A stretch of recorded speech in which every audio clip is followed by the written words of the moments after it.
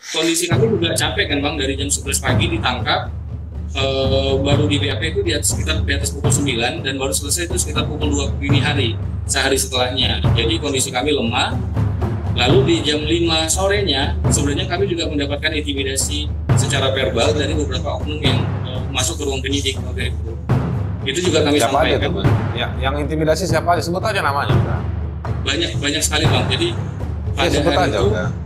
ya pukul 11 pagi kami ditangkap, sekitar pukul 5 sore ada beberapa oknum yang masuk ke ruang penyidik, ramai sekali. Cuman ada 3 oknum yang kita kenal sebenarnya. Salah satunya kain dinas. Beliau adalah Kasatlantas Polrestabes Medan, AKBP Sony Siregar. Ya, Sony Siregar ya. Ya, ada beberapa dokumentasi dari pihak oknum yang beredar di YouTube. Beliau posisinya ada di depan saya di sini di sofa, di sebelah saya ada rekan saya Bung Dunia, di depan saya beliau mengambil bangku duduk di depan. Lalu ada yang saya kenal juga, pelapor sendiri datang, itu langsung mimpin datang. Lalu satu orang yang saya kenali juga ada Ibda Nanang. Ibda Nanang ini dia kalau tidak salah di Samsat juga. Nah, di hari yang video tersebut setelah kami memeriksa beberapa plat nopol kendaraan kami kan masuk ke Samsat untuk konfirmasi langsung ke Dirlantas Bapak Kombes Bowo. Cuman beliau katanya tidak di tempat, akhirnya dijumpai dengan Ibda Nanang. Di situ saya kenal beliau ini pun ikut datang juga di ruangan penyidik. Apa yang mereka lakukan di ruang penyidik?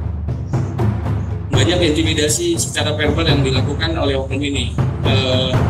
Jadi kamu nih lagi ditangani oleh penyidik, didatangi sama mereka ya. Jadi penyidik ini juga nggak independen. Maksudnya kan penyidik itu ada kebebasan dari kamu, malah didatangi oleh polisi-polisi lain tadi itu. Benar Bang, terasa sekali kalau penyidik itu tidak netral ya. Padahal itu lokasinya di mana itu? Di ruang penyidik, di ruang 2, lantai 2 Polrestabes Satreskrim Polrestabes Medan Bang. Ini kan jadi itu menurut saya itu kejahatan dalam wewenang polisi. Mereka itu menggunakan kewenangannya untuk mengintimidasi, membuat prosesnya tidak independen. Nah, saya tanya lokasinya itu karena nanti kalau mestinya yang hal-hal begini bisa diketahui oleh para ombudsman atau propam Polri untuk mengambil tindakan pada polisi-polisi yang tidak bertanggung jawab pada jabatan tadi. Iya, sangat sekali Bang, karena di dinding ruang itu pun sebenarnya ada beberapa, ini salah satunya penyidik harus netral katanya, tapi justru apa yang tertempel di dinding itu tidak dicerminkan pada kejadian pada hari itu. Justru di situ itu kan di dinding, polisinya mungkin nggak baca kan, penyidiknya nggak baca, nggak bisa baca dia. Tidak profesional, benar Bang, dan justru di situ ya. Jadi kan nggak profesional. Nah, terus intimidasinya bentuknya gimana tuh? Intimidasinya secara verbal. Pertama, saya diancam bestam. Saya istilahnya itu baru tahu juga pada hari itu. Bestam itu kalau tidak salah bebas tampung. Jadi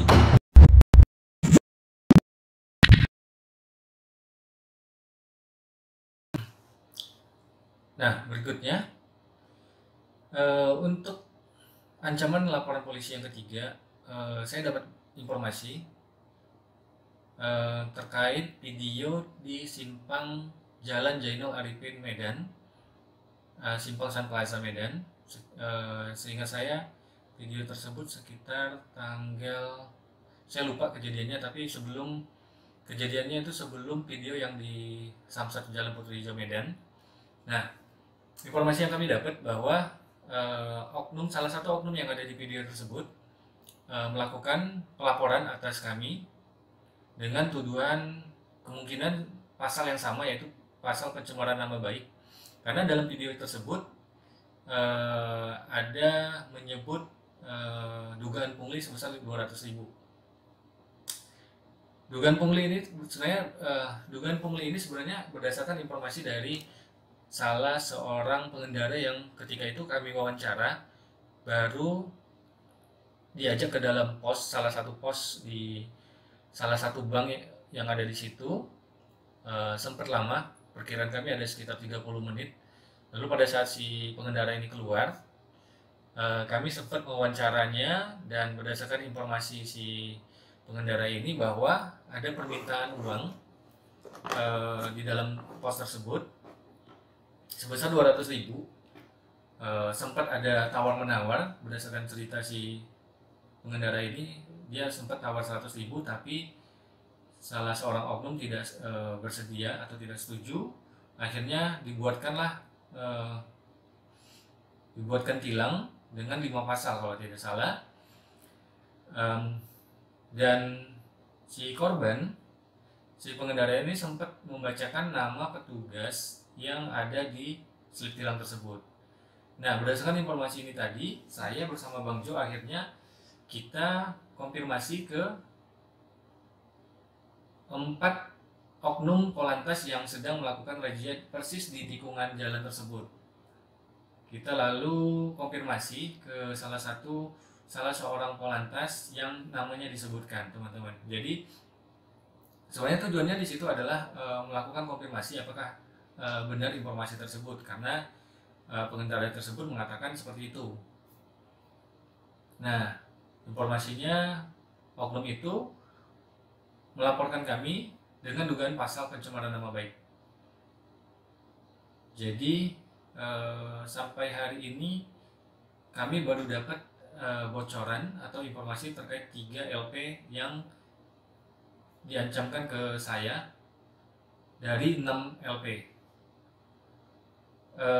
Ini sangat disayangkan karena setiap temuan atau laporan dari masyarakat,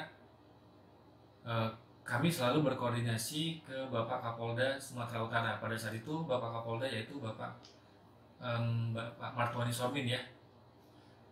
Saya juga selalu berkoordinasi juga dengan kontak saya yang ada di Propam Polda. Biasanya saya setiap ada temuan saya kirim videonya, karena ada dua personil Polda Sumut yang biasanya menghubungi saya untuk video-video tersebut. Ini juga sangat disayangkan kenapa video tersebut justru dilaporkan dengan dugaan pasal pencemaran nama baik. Seharusnya yang ditindaklanjuti adalah tentang laporan dari masyarakat terkait dugaan pungli tersebut, bukan melaporkan aktivis yang berusaha mengungkap dugaan pungli tersebut untuk membantu Polri menjaga citra Polri tetap baik di hadapan masyarakat, seperti itu ya.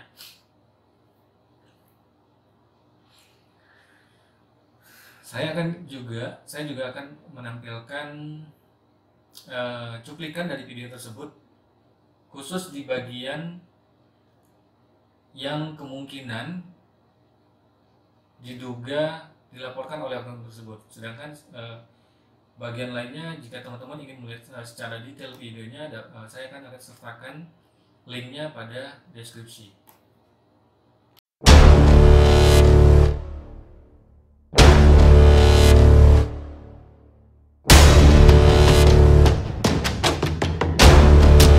Tadi sempat yang minta yang mana tadi? Pak, Mana betul apa? yang nilang. Yang ada tulisan tadi. Ahmad Silain. Ahmad Silain yang nilang ya. Gimana cara dia mintanya? Mana tadi? Ahmad dia tadi, Pak. Kan lama kalian tadi ya? Lama ya? Ada sejam? Yang mana dia tadi? Ada minta update atau gimana tadi, Bang? Yang bilang tadi? Gimana dia tadi? Minta, Dia lagi nelpon. Enggak apa-apa, Bang. Coba gini ya, Bang. Ada yang ngerekam nggak tadi? Nggak ada ya? Bilang minta berapa dia tadi, Bang? 200. Minta 200. Cara dia mintanya gimana? Mintanya gimana? Dia nunjukkan pasal. 200.000 aja sini kata dia. Oh gitu ya, Bang ya. Oh, banyak nih pasalnya. Oh, banyak nih pasalnya ya. Bisa tunjukin lagi nggak? Kliknya. Bisa tunjukkan. Buka aja, Bang. Buka. Karena nggak mau bayar 200, akhirnya ditilang. Kena berapa pasal nih? Oh, ini dia ya. 5. Dia dipegang dulu. Pasal 291 ayat 1. Coba pegang. Pasal 291 ayat 1. Terus kena pasal 291 ayat 2. 288 ayat 1 sama 281 ayat 2. Apa aja pelanggarannya? STNK. Terus helm ya. Yang pelanggaran kacamata kan. Terus STNK-nya udah ada.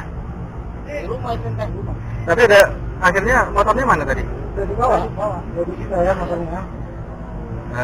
Berarti SIM nggak punya juga ya? yeah. Diminta 200.000. STNK-nya bisa dihadirkan nggak? Telepon yang di rumah suruh bawa. Iya, ini mau rumah dulu. Iya, langsung aja cepat. Gimana? ulangin lagi bang, diminta 200.000. Awalnya minta, tapi karena abang nggak punya uang 200.000, jadi dibuat surat tilang. Oh gitu ya? Kenapa nggak mau bayar? Ada cepet kemana? Tadi bilang cepet ada bang. Oh, tapi dia ngotot minta 200, nggak boleh kurang. Ya. Ya. Ya kalau enggak, kenapa dibawa jauh-jauh dari simpang itu ke dalam pos kan? Kalau memang niatnya mau nilang, sebenarnya nggak sampai 5 menit pun selesai tilang. Iya. Dia itu jelas bawa ke dalam pos. Sekian lama kan, setengah jam ya? Kalau belumnya tadi nggak punya aplikasi tilang, gimana mau ninggal? Iya.